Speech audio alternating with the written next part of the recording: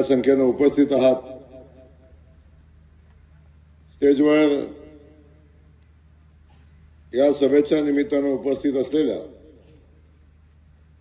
आणि ज्यांचं सातत्यानं या भागातल्या सामान्य कार्यकर्त्याशी संपर्क असतो आणि त्यांच्या छोट्या मोठ्या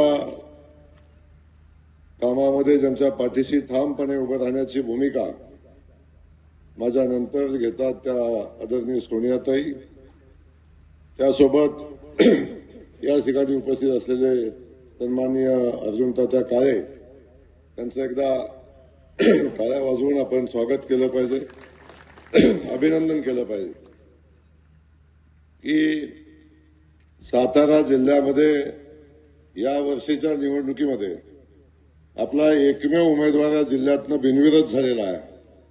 ते सन्माननीय आपले अर्जुन तात्या, सन्माननीय गावडे डॉक्टर, सन्माननीय अशोकरावजी, सन्माननीय डॉक्टर संदीप पोळ, सन्माननीय नानासाहेब दोलताडे, सन्माननीय विलासरावजी देशमुख आलं. देखो फॉर्म भरायला एकत्र गेलं, दोघं सोबत एकत्र आलं आणि ही दोघं आता बी एकच आहेत. दोघं आता सभेला एकत्र आलं आणि आम्हाला मात्र हे यांच्या समजूत काढायला मला मध्ये घालायला लागलं.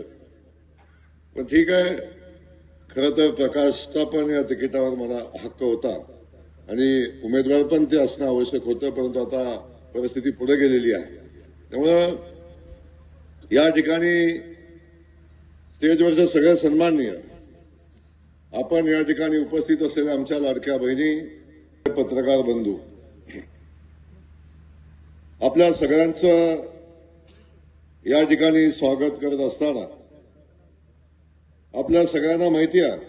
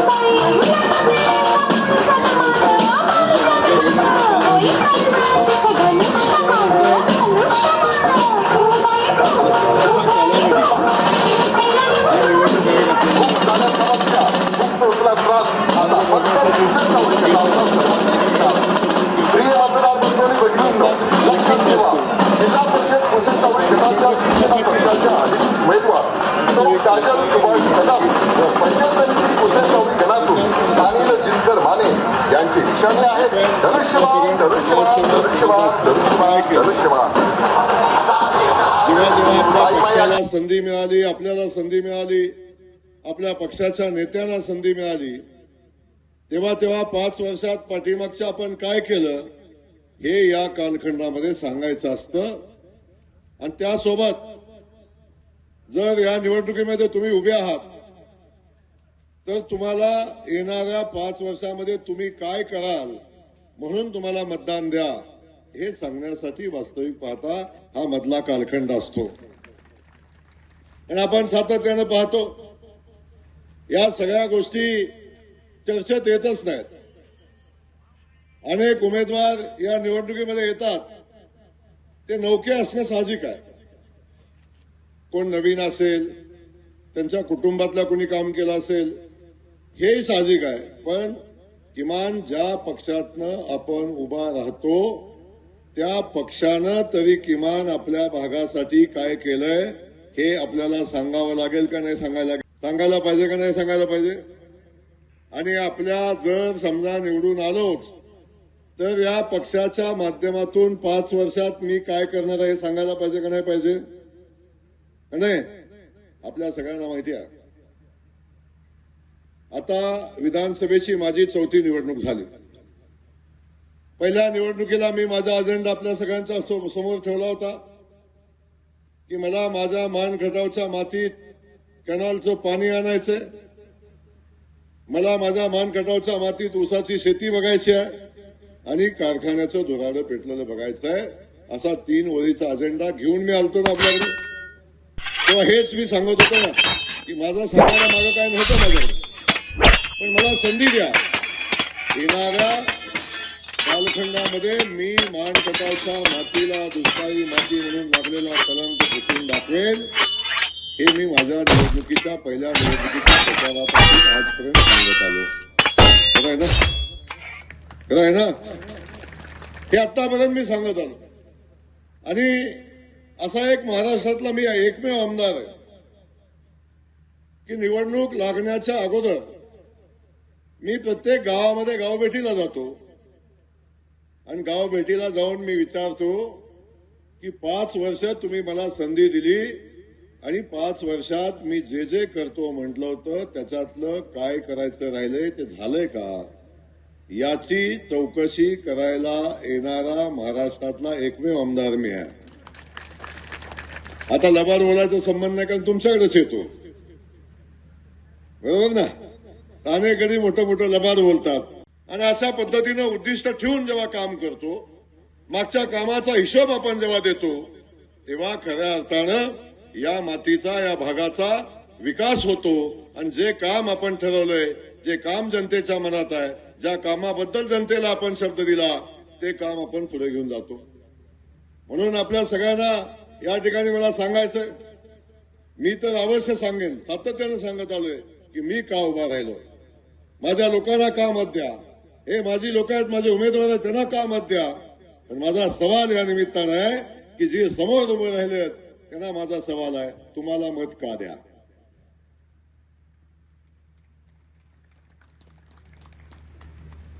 सांगा का द्या. तुम्हाला मत देण्याचं कारण सांगा.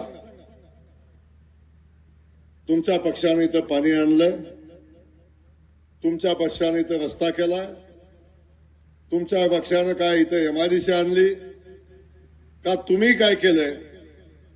गेल्या 5 वर्षाचा इतिहास, 7-8 वर्षाचा इतिहास आपण बघितला तर इतिहास तपासून बघा आणि मग खऱ्या अर्थानं आपण या ठिकाणी येऊन मत मागितलं पाहिजे. आज आम्ही जिल्हा परिषद पंचायत समितीला आमचे 3 उमेदवार दिलेत, पण या 3 उमेदवारांच्या वतीनं मत मागण्यासाठी आणि पाठीमागं काय केलंय हे मी सांगायची आवश्यकता नाही, पण तरी पण आज सांगणार आहे की प्रत्येक निवडणुकीमध्ये मतं मागताना आपण अजेंडा घेऊन येतो. आजही तो अजेंडा घेऊनच आपल्याकडे आलोय. आपल्या सगळ्यांना माहिती आहे, आता मानखटाव दुष्काळ मुक्तीकडे चाललाय ना. हा, पण अजून तुम्हाला वाटत, मला या लोकांचे चेहरे अजून दुष्काळातले दिसतात. अरे चेहऱ्यावर काय टकळाई आहे, पाणी आल्याचा आनंद आहे. काय आलं का नाही पाणी? हा, किमान पाण्याला तर ऐकायला जाऊ द्या की आलंय का पाणी. कुठं आलंय? सिरकेसर आलंय का नाही? हा, हिंगणीवाले हिंगणीतनं कोण आलंय? हिंगणीचा बहिष्कार आहे काय सभेवर?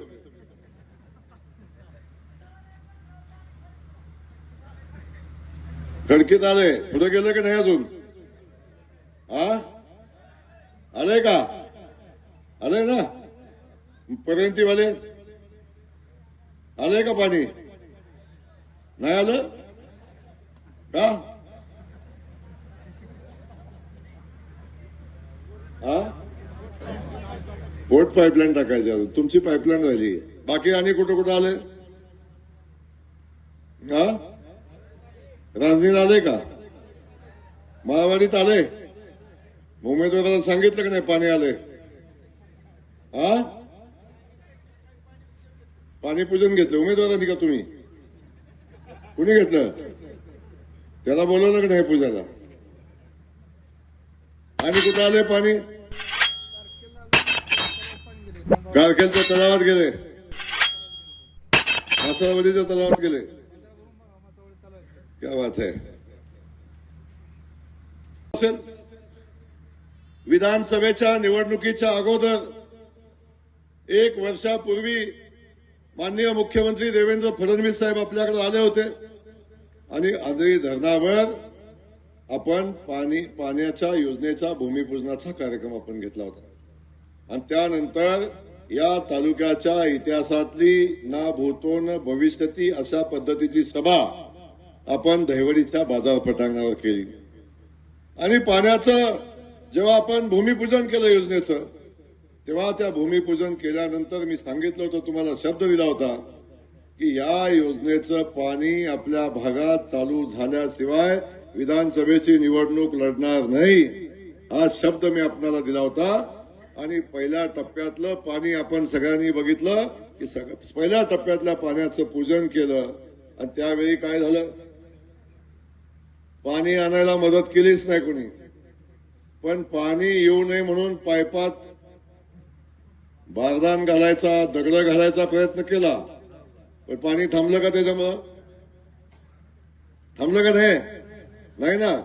पण ज्यांनी पाणी येऊ नये म्हणून पाईपात दगड घातले तेच आता निवडणुकीला उभे राहिलेत पुढे.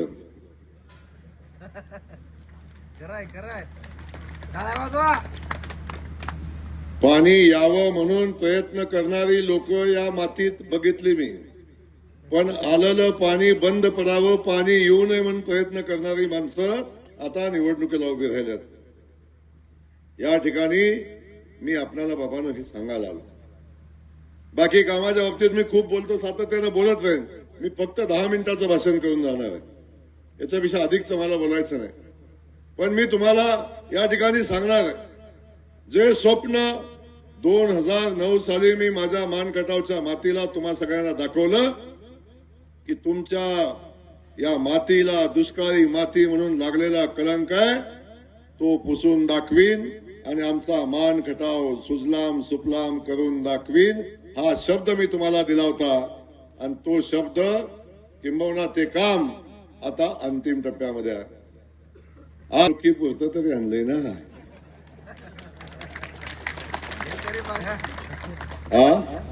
पहिल्यांदा म्हणजे आंध्री धरणात आणलंय, निवडणुकीसाठीच आणलंय.